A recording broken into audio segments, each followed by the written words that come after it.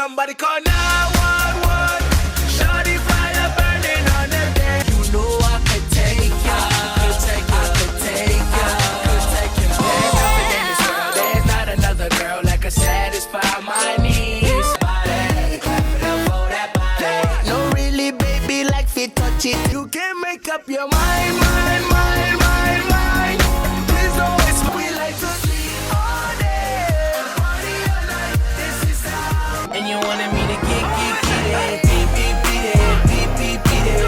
Jay, turn it up, bring me back to life, back to life. I see them coming from afar. I got my eyes open, tough love for you. No, baby, just come see about me. Yeah. One away. We are gonna love one. Why'd you have to go? Now I see your face drop. I told you not to leave me alone. I'm feeling like you let it. Sean Kingston was never supposed to be in a courtroom. He was the beautiful girls guy, the smiley island swag pop star who dropped a summer anthem and then faded into harmless nostalgia. But this is something else entirely. Because now, that same guy is facing 5 federal charges of wire fraud. His mom, already in cuffs. And the crazy part? She's not just part of the story. She might be the architect of the whole scam. Yeah, we're not talking about a few unpaid bills. We're talking years of alleged schemes involving fake wire transfers, unpaid luxury cars, forged receipts, and one sound system scam so bold it dragged Justin Bieber's name into a federal investigation. This isn't just about fraud. This is about how a one-hit wonder allegedly used the illusion of fame to keep living like a superstar long after the charts stopped calling.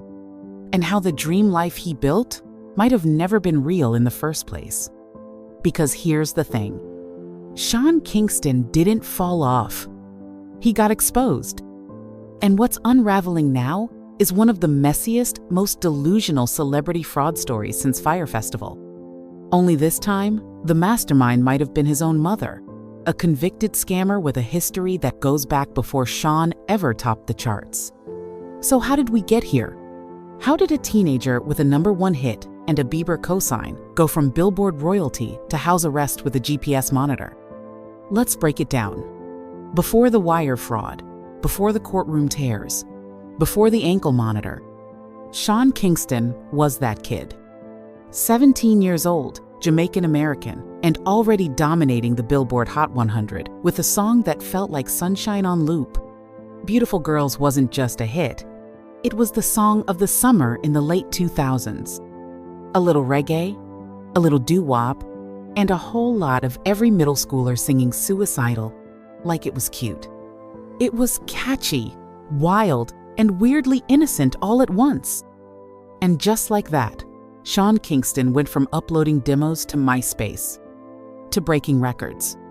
He was the first Jamaican-American solo artist in decades to hit #1 on Billboard. Labels were throwing money at him. Radio couldn't stop spinning his songs. And soon, he had something most pop stars dream of, a Justin Bieber cosign before Bieber was even Bieber. That connection? It wasn't small. They did songs together, toured together, called each other brothers. For a while, it looked like Sean was about to be the bridge between reggae pop and teen pop, a crossover king in the making. And even though none of his follow-up singles hit like Beautiful Girls, the industry still believed in him.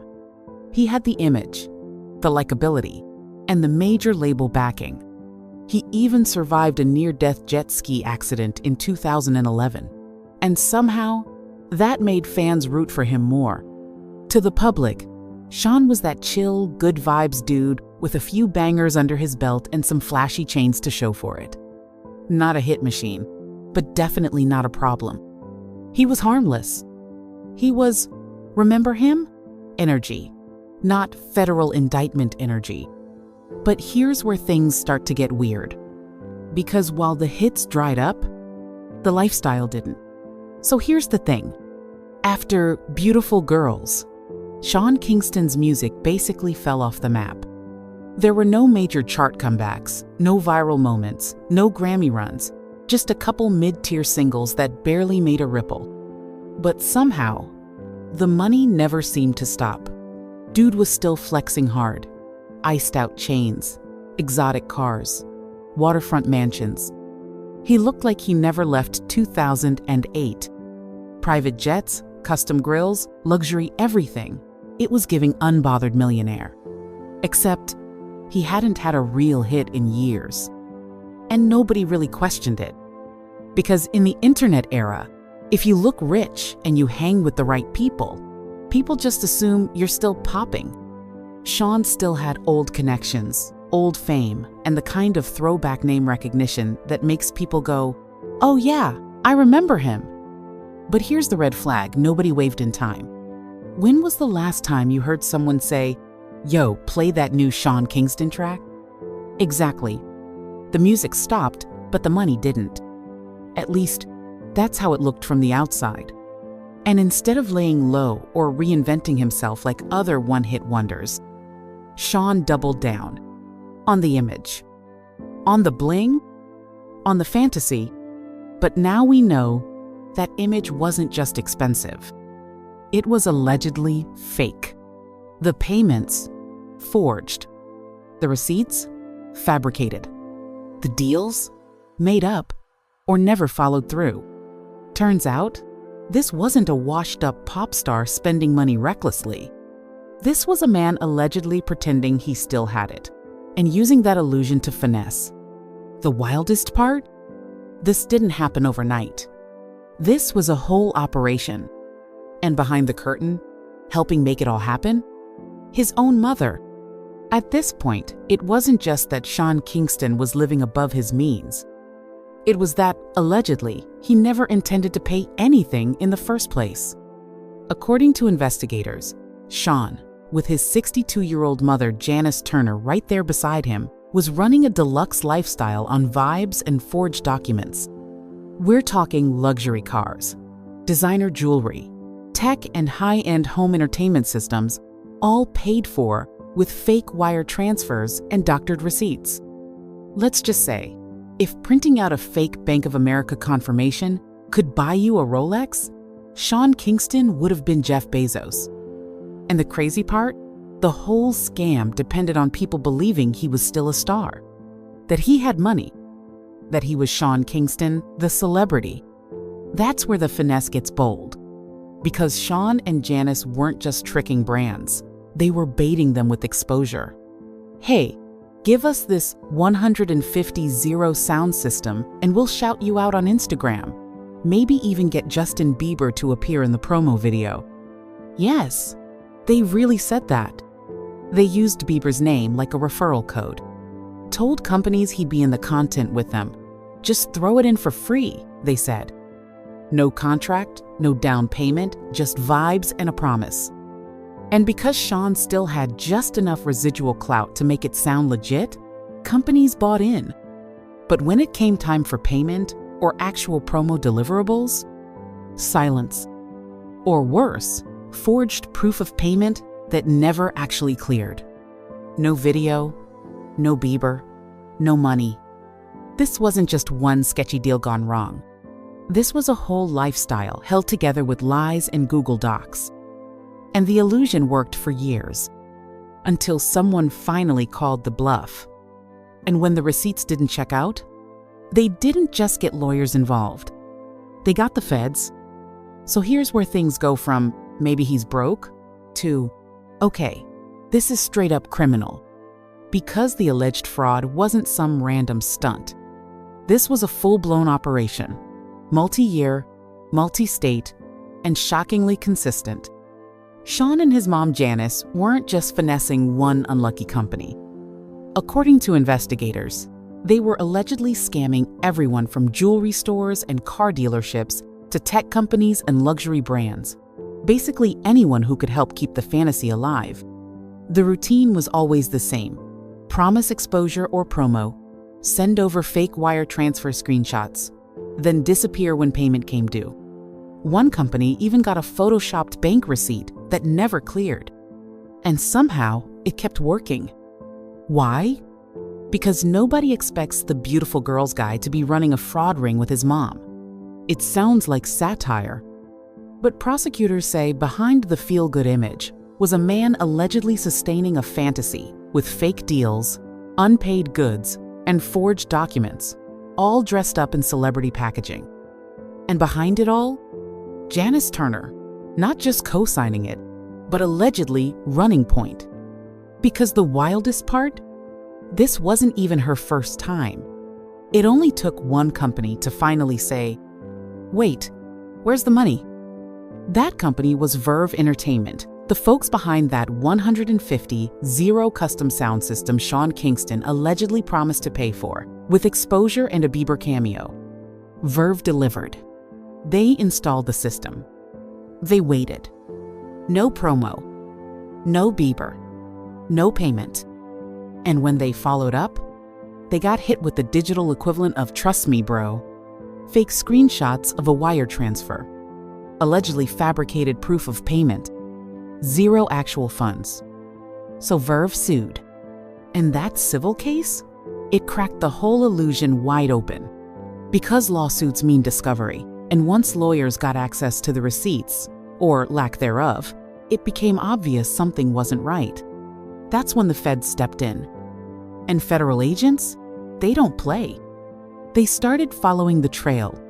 Fake emails, doctored documents, a pattern of companies getting scammed across multiple states. And the best part? It wasn't just what Sean said. It was what he didn't cover up. Because when you're running a fraud ring with your mom, and you're both sending fake payment confirmations, you leave behind a lot of digital breadcrumbs. Emails, IP addresses, bank logs, texts. And let's just say, the feds had no problem following the crumbs. This wasn't a misunderstanding. This wasn't a celebrity bad with money moment. This was a lifestyle built on lies. And now, it was collapsing. And just when you thought it couldn't get messier, we find out this wasn't even Janice Turner's first time getting caught. So here's where things go from sketchy to cinematic. Because when the feds started digging into Sean Kingston's fraud case, they didn't just find a messy paper trail, they found history. Turns out, Sean's mom, Janice Turner, had already been convicted of fraud before her son ever dropped "Beautiful Girls." Back in 2006, a full year before Sean blew up, Janice pleaded guilty to bank fraud and filing fake loan applications.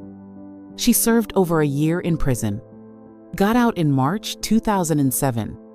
2 months later, Sean Kingston explodes onto the charts with a #1 single. Let that sink in. She finishes a prison sentence for fraud. And 2 months later, her teenage son lands a major label deal and a global hit? Coincidence? Maybe. But when you zoom out, it's giving family hustle with felony vibes. Because here's the pattern. Janice gets out of prison, Sean gets famous, the flashy lifestyle begins. And the money? It starts pouring in. But what if that fame, that whole image, wasn't just talent and timing? What if Janice was playing manager and mastermind from day one? The cars, the jewelry, the sudden rise, it all makes a little more sense when you realize the woman behind the scenes already knew how to game the system. She had experience. She had motive. And now she had a son with just enough fame to make it all look legit. So when Sean's hit stopped but the lifestyle kept going, maybe that was never a red flag for Janice. Maybe it was the plan all along.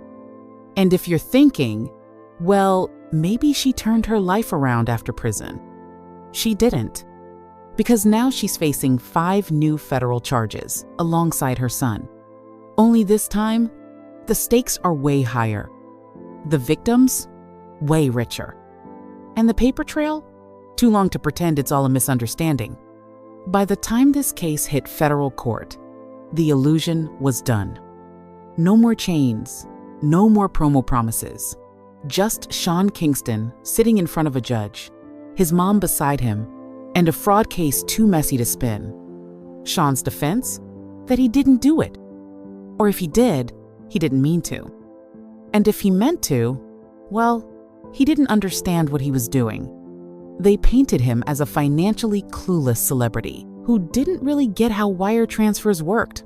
Just a naive artist too distracted by fame to know what was happening with his money. Which would maybe land if Sean wasn't a 35-year-old grown man who's been in the industry for over a decade. To make it worse, Sean didn't even take the stand. He stayed quiet, while his mom Janice did the exact opposite. She testified bold move and said she didn't know the payments were fake. A rough defense considering she'd already been convicted of a similar fraud years before. The jury didn't buy it. And legal analysts said her testimony might have actually hurt more than it helped. It wasn't just about fake receipts or bad accounting. Prosecutors laid out a pattern of repeated deception, with a trail of digital evidence showing this wasn't a one-time slip-up, it was the entire business model. So when the guilty verdict came down, Sean broke. He cried in court. And as Janice was taken away in handcuffs, he screamed, "Protect my mother!" Which is tragic, yeah, but also ironic. Because all of this, the fake payments, the scams, the lawsuits, wasn't about protecting each other. It was about protecting a lifestyle that didn't exist anymore. And in the end, nobody got protected. So the verdict's in. Sean Kingston and Janice Turner, guilty on all counts. And those charges? They carry a combined 100 years in federal prison. Now, realistically, they won't get the max. Judges usually stick to sentencing guidelines unless you really push it. And so far, Sean hasn't. But that didn't stop the immediate consequences. Janice was taken straight into custody. No house arrest, no grace period. Sean, meanwhile, got stuck with a GPS ankle monitor, house arrest, and had to put up a $500 home plus $200 in cash just to stay out. Technically, he's free. But let's be real. His public image is locked up for life. The industry isn't going to forget this. Because Sean Kingston didn't just fall off. He became a meme. Not for music, but for fraud. For dragging Justin Bieber's name into a scam like it was still 2010. For faking wire transfers to pay for luxury sound systems. And the worst part? He had real success. He had the first Jamaican-American Billboard #1 in decades. But instead of pivoting or rebuilding, he tried to fake the lifestyle and got caught in 4K by the feds. Between the lawsuits, debts, and legal fees, his net worths probably evaporated. And considering most of what he had was allegedly unpaid for anyway, he might be broke. The tragedy isn't just the sentence. It's that he traded a career, a real one, for a fantasy that was never sustainable. Sean Kingston had it all lined up. He made history with one song. He had the pop world at his feet. Co-signed by Bieber, backed by a major label, and positioned as a crossover star with global appeal. And he threw it all away. For what? A sound system? A Bentley? A fantasy? This wasn't some tragic misunderstanding. It was a slow, delusional collapse fueled by ego, nostalgia, and fake wire transfers. And now, the legacy he built with beautiful girls isn't about music anymore. It's about fraud. It's about a son and his mother allegedly running scams from behind a celebrity mask until the illusion couldn't hold anymore. Sean Kingston isn't remembered for his chart success. He's remembered for courtroom meltdowns, fake receipts, and the moment he screamed, "Protect my mother," as she was taken away in handcuffs. That's the legacy now. Not platinum plaques.